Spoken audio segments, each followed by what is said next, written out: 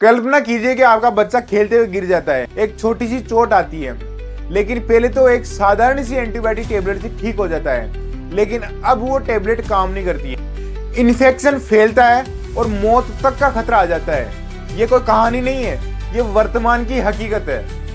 Antibiotic resistance नाम की ये साइलेंट महामारी दुनिया भर में लाखों जाने ले रही है। क्या आप जानते हैं भारत के अंदर हर साल हजारों लोग इसी वजह से मर रहे हैं। अगर आप सोच रहे हैं कि ये क्यों हो रहा है और इसमें हम क्या कर सकते हैं, तो ये वीडियो आपके लिए है, क्योंकि अगले 5 मिनट की जानकारी आपकी लाइफ चेंज कर देगी। दोस्तों, सबसे पहले समझते हैं कि एंटीबायोटिक क्या है।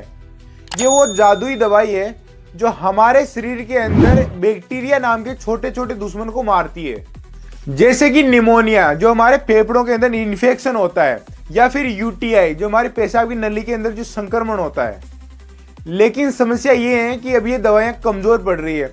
अब आप बोलोगे सर ये दवाइयाँ कमज़ोर क्यों पड़ रही है? क्योंकि बैक्टीरिया जो है ना वो स्मार्ट हो गया है।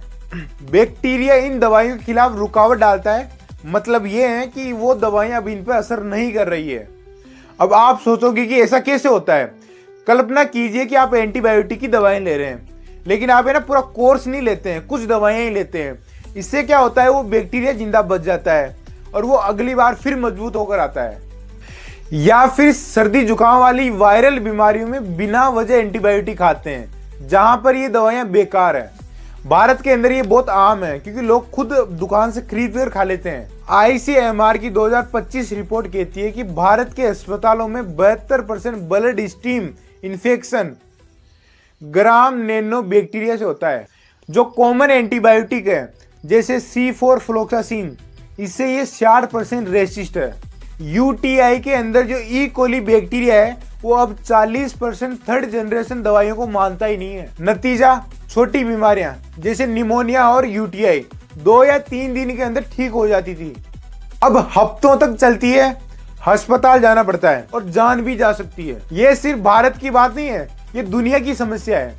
WHO की 2025 की रिपोर्ट के मुताबिक दुनिया भर में 2023 में हर 6 में से 1 आदमी बैक्टीरिया इन्फेक्शन रेसिस्ट था। दिसंबर 2025 के आखिरी एपिसोड में मोदी जी ने ICMR की रिपोर्ट का जिक्र किया और चेतावनी दी कि एंटीबायोटिक के बिना सोचे इस्तेमाल हमें कितनी बड़ी समस्या में डाल रहा है। उन्होंने कहा कि निमोनिया और यूटीआई जैसी बीमारियों में दवाइयां बुरी तरह फेल हो रही है, क्योंकि लोग इन्हें बिना डॉक्टर की सलाह इस्तेमाल कर रहे हैं।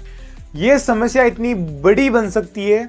सोचिए, अगर कॉमन एंटीबायोटिक इतनी बुरी तरह से फेल हो गई तो सर्जरी, कैंसर ट्रीटमेंट और बच्चों का जन्म भी मुश्किल हो जाएगा, क्योंकि कैंसर कंट्रोल नहीं होगा। तो अब बात आती है कि हम क्या कर सकते हैं। नंबर 1, एंटीबायोटिक खुद न लें, डॉक्टर की सलाह से लें और पूरा कोर्स खत्म करें। वायरल बीमारियों जैसे सर्दी और जुकाम के अंदर इनका इस्तेमाल न करें। हाथों को धोएं और वैक्सीन लें। जानवरों में भी एंटीबायोटिक का मिसयूज को रोकें। और हाँ, प्लीज चैनल को सब्सक्राइब कर लिया कीजिए, क्योंकि जब आप सब्सक्राइब करते हैं ना तो हमारे साथ ऑटोमेटिक आप जुड़ जाते हैं। जब भी हम कोई वीडियो अपलोड करते हैं तो उनका नोटिफिकेशन आप तक पहुंच जाता है।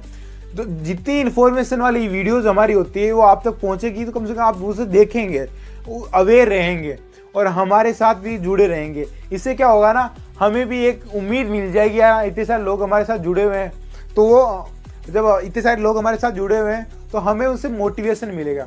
तो प्लीज़ चैनल को सब्सक्राइब कर लें, लाइक करें और दोस्तों के साथ शेयर तक कर दें।